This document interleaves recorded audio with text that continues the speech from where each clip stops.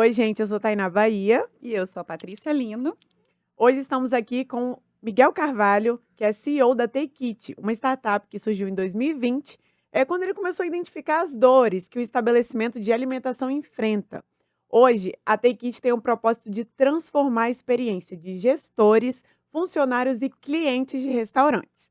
Por isso, a gente convidou ele para bater um papo sobre esse segmento, né, de bares e restaurantes aqui no Espírito Santo. Miguel, seja muito bem-vindo. A primeira pergunta que a gente quer saber é como que está esse cenário aqui no Espírito Santo atualmente? Boa, primeiramente, obrigado aí pelo convite, tá, Tainá? Patrícia. Aqui no Espírito Santo, o mercado, no geral, o Espírito Santo já tem uma economia, se a gente for comparar com São Paulo, por exemplo, que ela de fato é menor, não significa que ela seja ruim, mas é mais uma questão de tamanho mesmo. Então, e no geral, dentro dessa economia, é um mercado bem pulverizado. Você tem aquelas operações, são operações estritamente de delivery, em Vitória em particular, a gente tem operações muito bem sucedidas, assim, que são só delivery, porque a cidade é muito pequena, a densidade de população é grande para o tamanho da cidade, então a logística acaba sendo ali algo muito eficiente, diferente de São Paulo, que a gente já enfrenta mais dificuldades por ser algo muito amplo e tudo mais. Mas a gente também tem, assim, a gente tem operações presenciais de todos os tamanhos, tanto aquela que é mais simples, uma portinha, aquela que às vezes é informal, há grandes grupos, por exemplo, que faturam aí dezenas de milhões aí por ano. Então, e no geral, o perfil de empreendedor que a gente tem desde daquele indivíduo, daquela pessoa que às vezes perdeu o emprego ou saiu do emprego que estava e decidiu empreender no setor de restaurantes. E aí alguns deles são bem-sucedidos e vão ampliando essa operação. Aqui existem outros que não são tão bem-sucedidos, enfim, por N fatores, acabam depois voltando ali para o mercado de trabalho. E existe um outro grupo de empreendedores, são aqueles que de fato vivem do food service, da vida de restaurante e de bar. Então tem uma, duas, cinco operações, e se uma dá errado, ele vai para uma outra, ele redesenha. Então acho que falando assim um pouco do setor é dessa forma que hoje ele é organizado, tá? Uhum.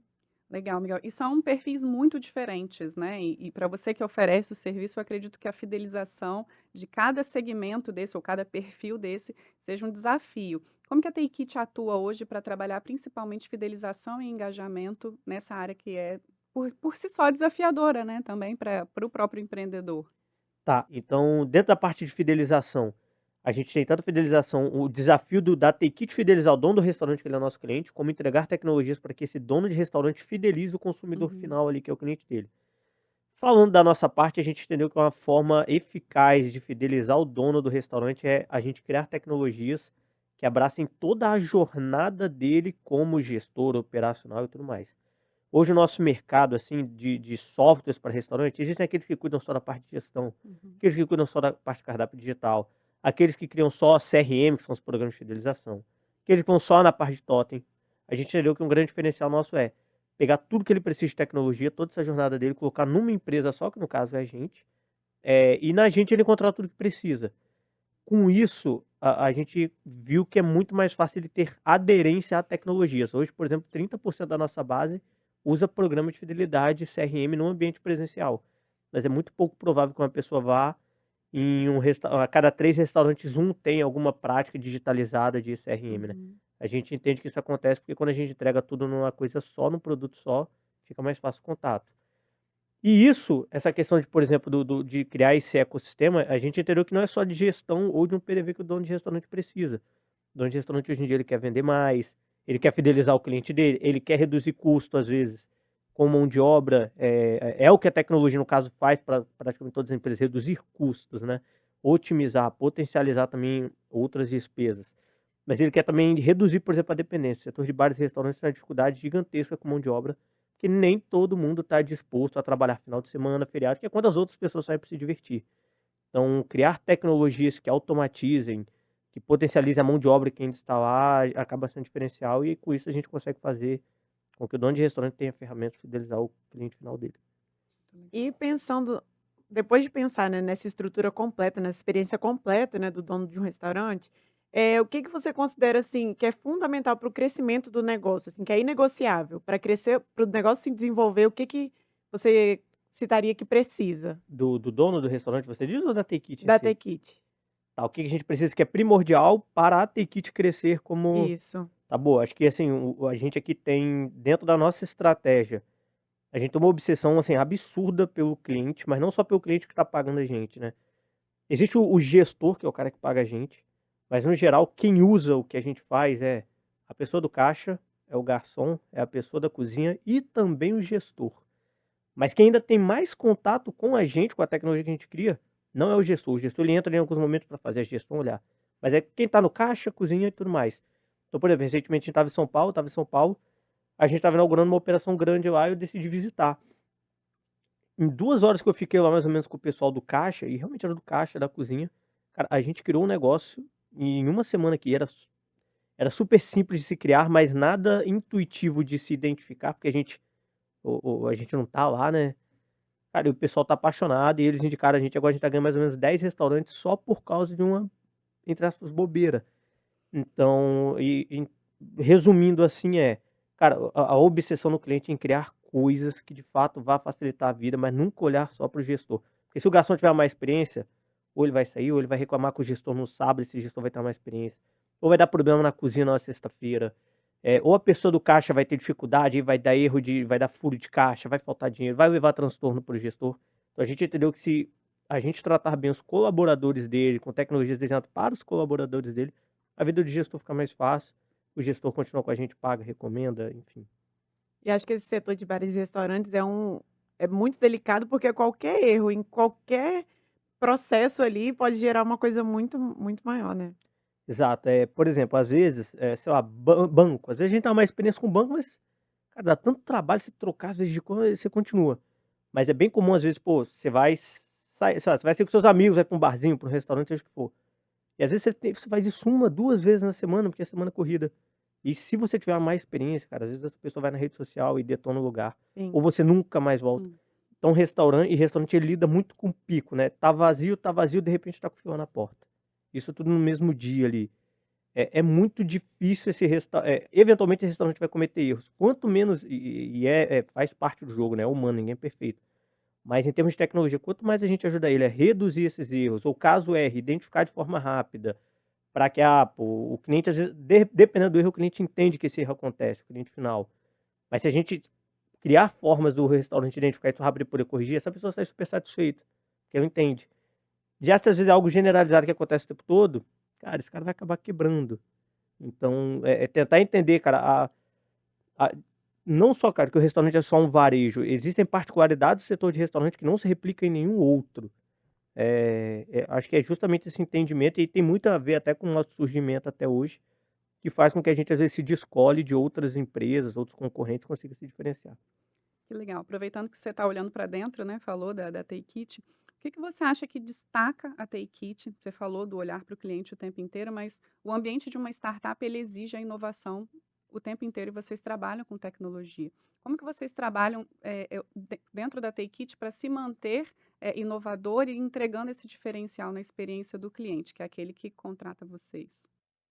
No geral, a gente tem métricas, dentro da parte de produto, a gente consegue se manter muito inovador, porque, muitas vezes a gente abre mão, às vezes, de algumas coisas que a gente deveria, que às vezes a gente fala: "Pô, isso aqui ia ser massa de fazer", mas a gente entendeu que o nosso principal diferencial está na tecnologia construída, no produto, no ecossistema. Então, mas isso é o que a gente vende. Falando aqui da porta para dentro, todos os times ali têm normalmente alguma métrica relacionada a um tipo de automação que tem que se criar, algo diferente que tem que se fazer para enfim, estar impactando na experiência do lojista. E aí uma das coisas que a gente fez por exemplo, a gente tem uma pessoa que é muito boa de ferramenta, muito boa de tecnologia, muito boa de ferramentas low e no code. Antes ela tocava uma área em específico, a gente falou: "Não, vai parar de tocar uma área específica e agora você vai tocar, você vai ficar flutuando entre esses vários times". E a partir do momento que ele flutua entre os vários times, ele tem, por exemplo, tem o time de suporte. O time de suporte entende muito de suporte. E aí vem alguém que entende muito de tecnologia e ajuda o time de suporte a colocar tecnologia na operação deles. O time do onboard está muito focado no onboard, em ativar o cliente. Aí, de repente, vem alguém de tecnologia e ajuda eles com isso. O time comercial sabe vender muito bem. Aí, de repente, vem alguém de tecnologia e traz novidades, coisas que vão automatizar, que vão potencializar o time. E, de repente, o time de comercial está superando as metas todas. Então, essa de manter a inovação aqui dentro, a gente fez muito disso, de ter uma pessoa que fica flutuando ali entre todos os times. Ela não tem um time fixo. Não existe, tipo, um time de inovação aqui dentro, um time de inteligência artificial. Não tem. A gente tem que fica flutuando entre todos e todos podem acionar. E essa pessoa a gente tem um alinhamento muito claro qual é que o seu papel é. Fazer os outros times ficarem melhores e mais inovadores. E é isso. Ah, mas eu sou líder de quê? tô preocupado com o nome. Você pode botar o que você quiser. Pode botar que você é CEO, se por mim.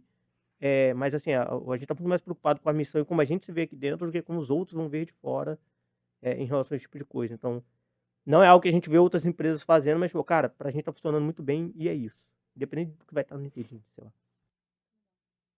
Agora, assim, sob o olhar dos gestores, né, desses bares e restaurantes, se você pudesse elencar 5 pilares, assim, que considera primordiais para obter, eh, o sucesso, o desenvolvimento do negócio, o crescimento, quais você diria?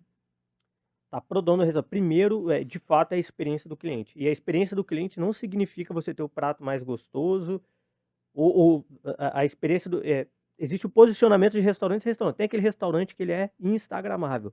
Muitas vezes a experiência do cliente A vai ser de fato o cliente A postar uma foto bonita no Instagram e ganhar vários likes. Às vezes esse é vai ser o pior dele. Existem outros restaurantes que eles não estão muito preocupados com a pessoa estar tirando a foto lá do ambiente, mas sim do prato, ou a pessoa de fato comeu uma culinária diferenciada. Tem gente que quando sai, quer lugar para tirar foto. Tem gente que quando sai quer comer um prato gostoso. Então, às vezes, a alavanca de sucesso dele tá nisso. Tem gente que quando sai quer comer coisa barata. Pô, um cara que o negócio dele foi focado em baixo custo, controle de estoque para ele é fundamental, gestão de fornecedores é fundamental, o tempo de preparo das coisas é fundamental para que tudo fique barato. Alguém que é uma culinária bem refinada, que cobra caro por isso, mas as pessoas estão dispostas, a qualidade dos insumos é fundamental, a operação interna, não ter atrasos, a tecnologia começa a ser muito fundamental, que um cliente que tá pagando muito caro, às vezes, pô, se ele vai receber o prato 40 minutos, ele vai receber 40 minutos.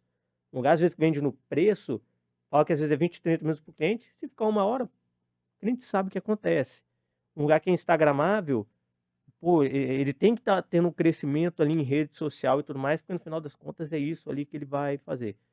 E de empresa de tecnologia, o que a gente percebe no final das contas, pa o primeiro pilar, a experiência do cliente, seja o que significar para aquele restaurante a experiência do cliente. No final das contas, é o perfil do cliente dele sair satisfeito, seja foto, seja qualidade, seja preço, seja atendimento, seja o que for.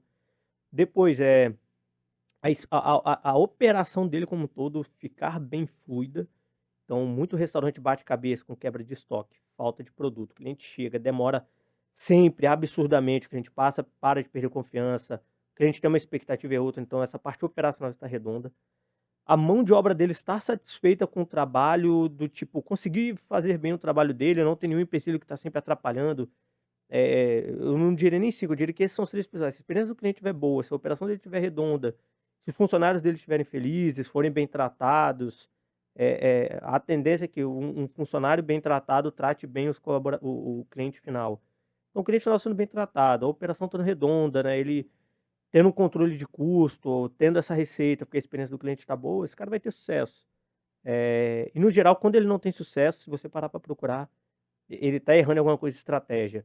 Ele está querendo vender o melhor prato do mundo no preço mais baixo, enquanto não fecha. Ele está Uhum. querendo vender pro preço mais baixo possível, fala que vai entregar no tempo e começa a quebrar a expectativa de todo mundo.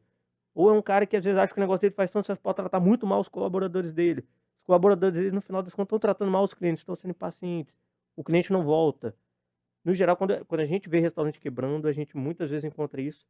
E um último erro que a gente sempre fala pro pessoal evitar cometer é você pegar produtos que estão no hype, né? Então, sei lá, igual, por exemplo, existem vários, mas já teve Frozen, já teve paleta, já teve várias coisas desse tipo. É muito poke recentemente, então assim, algumas marcas acabam ficando, mas você vê um boom, então é importante ele também dar uma diversificada e não ir só nesse boom, que senão ele vai ganhar um dinheiro rápido, mas a concorrência quando tem um boom vem muito rápido E também, some depois e parece, some né? e depois ninguém acha nada. É Sim. moda, né? Aham, Efêmero, muito rápido. sim. Exato.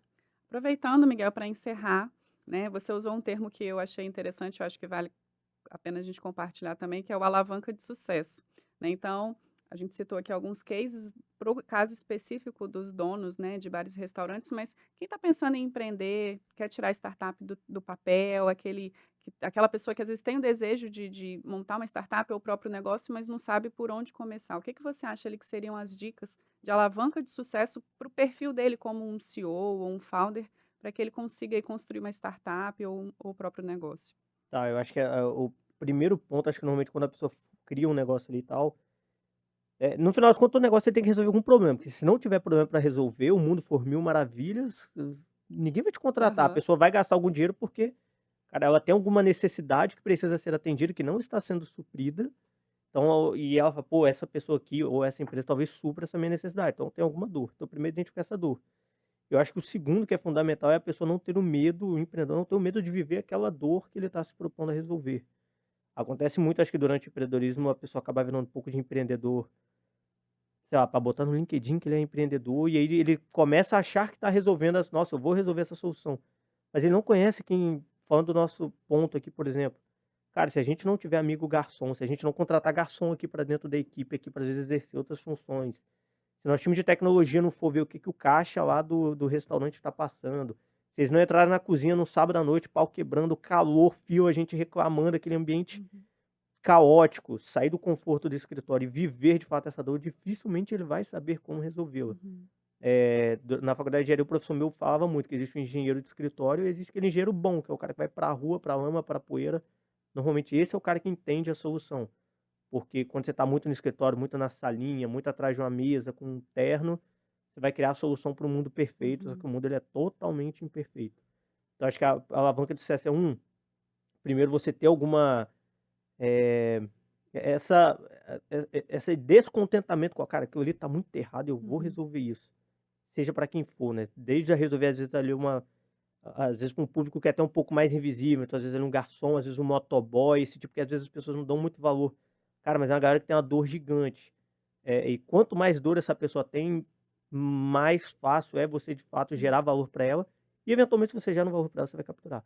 Uhum. E não ter medo de viver. E aí depois, no final das contas, se você fizer bem esses dois, aí é trabalhar duro, encontrar gente boa, gente que está disposta a resolver junto, saber que não vai ser fácil. Enfim, a gente fala que às vezes o pessoal vem aqui procurar a gente, fala, caraca, essa semana tá tenso. Aí depois a gente fala, pô, tem umas 10 semanas que a gente fala que toda semana tá tenso, cara. E de Não fato muda. é isso. Aí você, no final das contas, você aprender que sentir conforto no desconforto mesmo. Você acaba se adaptando e no final das contas, quando você fica muito confortável, as coisas param até de fazer sentido. Você fala, cara, tá sentindo falta daquela. Eu diria que é isso, então, é identificar uma dor, viver essa dor, não ter medo de viver ou de estar perto de quem vive e, cara, trabalhar duro e juntar mais gente, porque sozinho você não faz nada. Excelente. Miguel, é isso. Quero agradecer pela sua participação aqui no nosso Fontecast. Quer deixar algum recado no finalzinho aqui sobre a Take It, sobre a experiência de vocês? Não, primeiro que, pô, a gente gosta pra caramba daqui do Fonte Hub, então, primeiro puxar um pouco de saco, porque realmente a gente passou por vários hubs de inovação e a gente ficou muito feliz, cara, a gente sabe quando a gente, inclusive vai fazer agora em maio um ano, não é, que a gente tá aqui? Isso aí. Deve ser pro dia 2, 3, por aí. Então daqui a alguns dias. Mas a gente vê como que a gente cresce, pô, a gente chega um time de repente já tá muito maior. Mas acho que o outro recado é, se você conhece algum dono de restaurante que tá sofrendo, por exemplo, tecnologia, fala pra ele da gente aí pra que a gente possa auxiliá-lo a se digitalizar, enfim, botar mais dinheiro no bolso dele com tecnologia, como todos os outros negócios do mundo têm feito desde que a tecnologia começou a crescer, né? Mais tempo para o cara viver, enfim, mais dinheiro no bolso, otimizações, esse tipo de coisa. Excelente. Tá bom? Muito Obrigada. obrigada. Nada, gente, eu que agradeço. Tchau, gente.